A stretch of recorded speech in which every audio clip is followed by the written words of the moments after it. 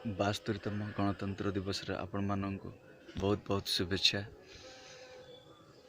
आज गणतंत्र विषय में आपको किछि मोर मत रखापी चाहूँगी।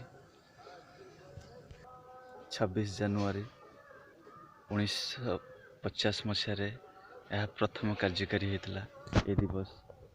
यह समग्र भारत में पालन कर एक जातीय दिवस। गणतंत्र ए दुईटी वर्ड रु आसी गण एवं तंत्र।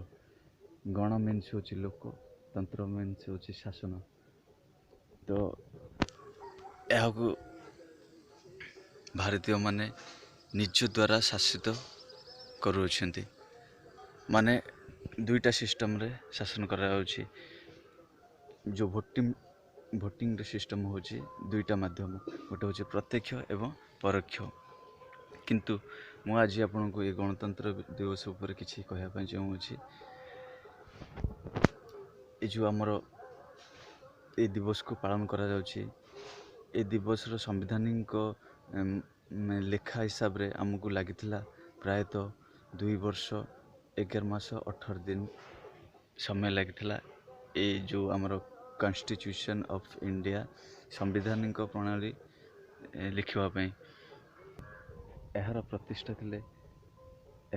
थिले डॉक्टर भीमराव आंबेडकर, जहाँकि तांको द्वारा ये संवैधानिक नियम लागू होता।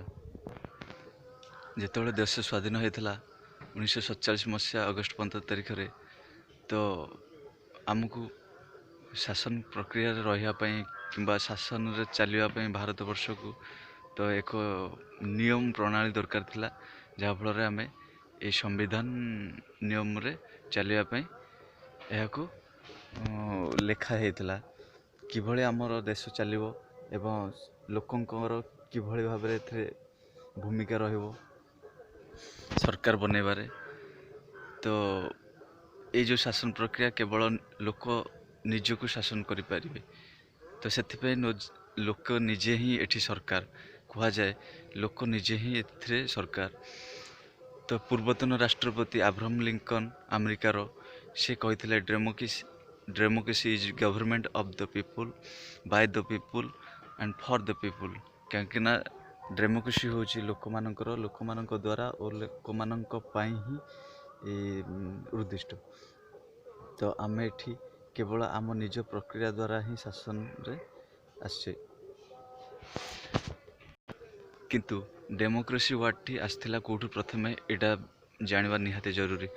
डेमोक्रेसी वर्ड टी प्रथमे ग्रीस रु आसला। यह ग्रीस रो प्राचीन ग्रीस रु आसला यह। तो डेमोक्रेसी वर्ड टी जो गणतंत्र वर्ड टी एथिरे दीटी वर्ड मिसी यह को डेमोक्रेसी रे प्रतिष्ठा करा जायतला। प्रथम वर्ड थिला जे डेमोस, जो ग्रीस रो शब्दटा डेमोस, एवं सेकेंड थिला क्राटिया। तो डेमोस मीन्स होची लोक, क्राटिया मीन्स होची क्षमता। तो यह मिसेक डेमोक्रेसी बा गणतंत्र बोली कह जाए।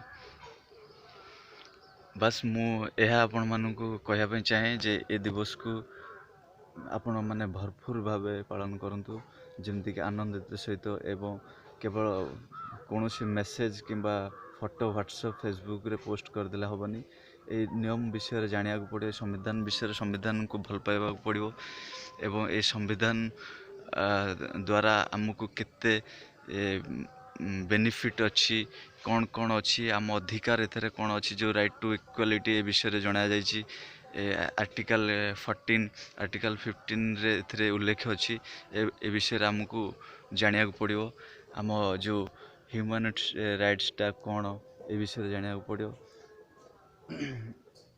बस यह थिला मोर एक छोट वार्ता आपण प्रति। जदि आपण को किछि एथिरे आउ किछि नॉलेज अच्छे आप कमेंट करी निहाती भाव जणे मते। धन्यवाद। जय हिंद।